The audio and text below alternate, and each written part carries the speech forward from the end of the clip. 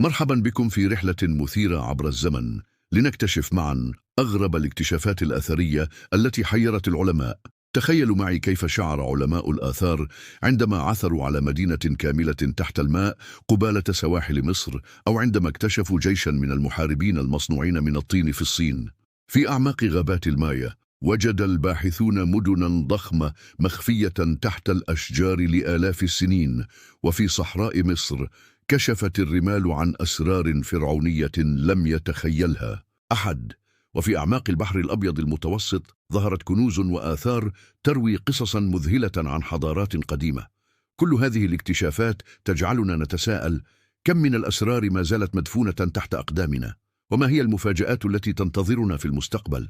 إذا أعجبكم الفيديو لا تنسوا الاشتراك في القناة وتفعيل زر الجرس لتصلكم كل المغامرات الأثرية الجديدة.